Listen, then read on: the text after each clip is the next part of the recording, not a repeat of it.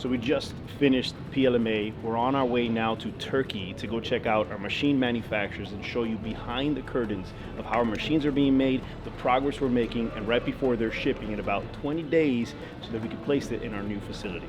So, see you soon. Thursday in Konya, going to Istanbul on Friday, and then flying right back on the red eye. Visiting 2 manufacturers in 2 cities across Turkey, in and out. We don't have time to waste, just came from PLMA. It's back to back to back when you're building shit. You can't take tired for an answer, you just gotta go.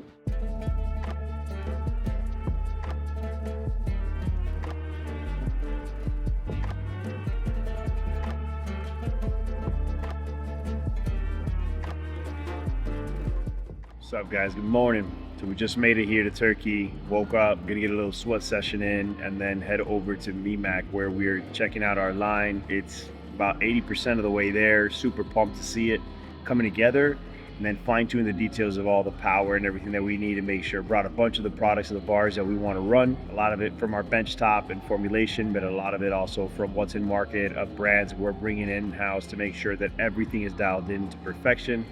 You can't start the day without a solid sweat to get that body back on the right time change. So let's fucking crush it.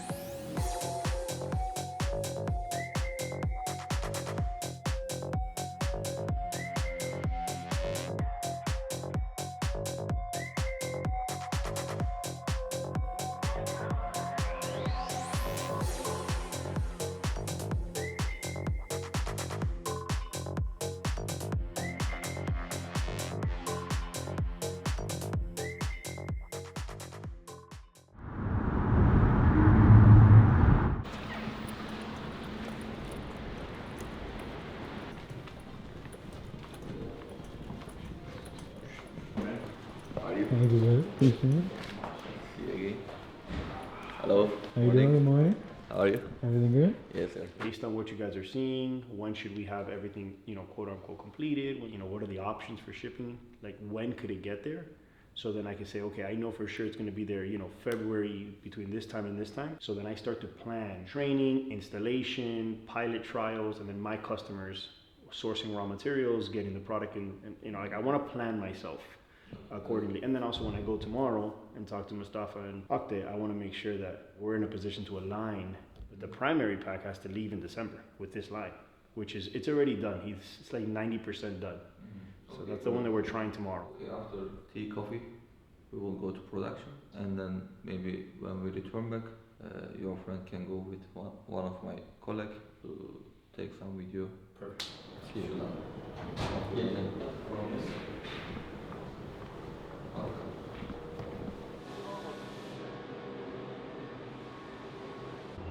Office side, they are seeing all the one.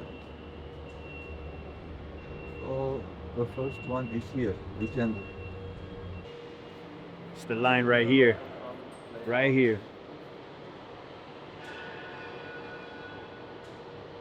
You know when you're a kid and you wake up on Christmas morning and you just like got this big ass smile on your face because it's like the first time you're actually seeing this beautiful thing that you've been hoping for come to life. So we're here at the manufacturer, MIMAC. The team here is phenomenal. I walk up and I see this line, they're like, that's your line. And I just got like this huge smile because this thing is so impressive. It is so crazy. And the attention to detail is unbelievable. So behind us here, we have the first section. This section here is where the product is gonna be from the dual kind of, caramel drop, all the way from the slab former through the first cooling tunnel. That's at 600 millimeters in width. Then it comes through the cutter, which then goes through the spreader, which then goes through the guillotine. And then from there, your bars are moving to the first section of actual enrobing. So then you get your first layer of chocolate. We can do bottoming, we can do the full enrobing. We could even do drizzling and decorating. Let's actually show you the line. So this is the spreader top. That's the guillotine frame. You have this section here in this 90 degrees not going to be here, so it's going to continue to go straight, and you're going to go through your first enrobing section. This throwing your chocolate. Then you have your particulates. So here we have a full return conveyor with a particulate drop. We can do sprinkles, chocolate chips, nuts, etc. That drops it on that first layer of chocolate while it's wet, goes through the cooling tunnel and seals them in. As it gets to the end of the line, We have a section where it's blowing off all the excess, kind of the ones that are sticking on, not sticking on, to give you the perfect coverage of all the toppings, particulates. Then it goes through the second layer of enrobing, which is over there right behind me. Then from there, you're able to go through the second layer of enrobing. Now it seals in those particulates or the toplets, or you can leave them exposed and not cover the top, and then just go through a decorating at the end, whether it's same color chocolate decoration or different color chocolate decoration. Then from there goes to the final touch of the cooling tunnel into the packaging, which we will see around tomorrow with the full details, running some trials as well. But this is so exciting. So check out all the different pieces, but I'm like a kid in a candy store. This right here is the minus chiller, right? So when we're running these bars in the chocolate, you've got to get the dough or the nougat or something to get really cold, really fast before you go into the cut. This is the complexity behind the minus chiller to get those temperatures below zero and help that bar get there instantly so we can run the high speeds. So look at the size of this thing. It's an animal, it's a monster. This is the caramel former. Whether you're running nougat or whether you're running the caramel, these rollers bring it from the top down, chilling it. Every single roller has its own minus chiller controlled pipe where it's putting cold water in there to bring it down to the temperature that it needs so that it can go on the top layer of that bar and hold that structure perfectly. This section here, this is the co-extrusion. So in our line, we have the capability to do a slabbed bar, dual layer slabbed bar, bottoming, particulates, topping, but we also have in line the ability to go co-extrusion. And co-extrusion allows us to do an exterior dough with an interior fill. So think something that has like a soft cream or protein cream filling, and then the outside has a different textured dough. Then it's enrobed, particulates, enrobed again, decorated. This here allows us to also do co-extrusion while having it in the same line as the slab line. It's the real deal over here. 1 ton per hours in tempering, 4 zones, controlling every single part to ensure it crystallizes properly and we get a consistent enrobing with real chocolate covered on 2 enrobing points.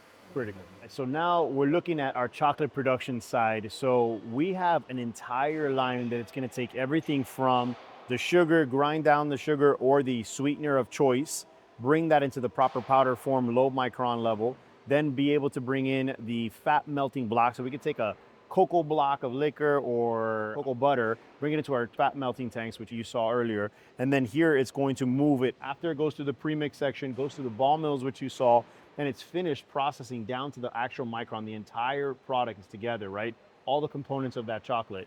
It goes in stores inside this tank, right? So this is our main storage tank. And then from here, it goes into the flavor development tank, which is back here, a little bit larger, a little bit more technical. This allows us to develop the chocolate so that it gets rid of all those bitter after notes. It has a flavor development system that controls the humidity, the temperature, and everything within that chocolate to get that to optimal state, allowing the flavors to truly develop and get rid of any of those bad afternotes. All right, so it's story time. So we're sourcing for Funcoa's main chocolate suppliers, and we're sourcing from all over the world.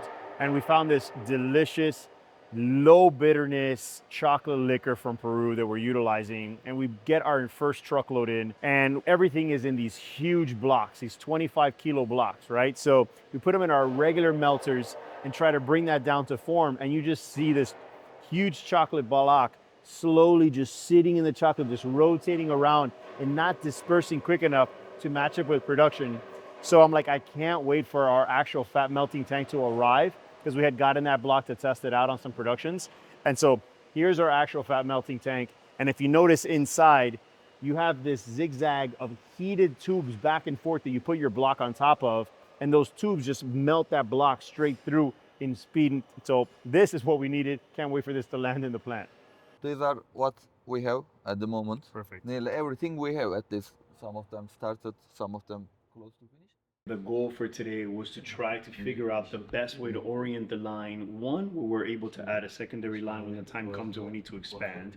Two, to be able to have space for all the rest of our lines. But then three, to be able to make sure that we're thinking through the preparation of all the ingredients, the movement from the raw material all the way into the line, the processing of the product, the packaging area, where it's going to go into the final storage. So what we did is we originally had this laid out coming from this side, moving it all the way to this third bay, and then coming back, and then almost coming all the way back to this second door here.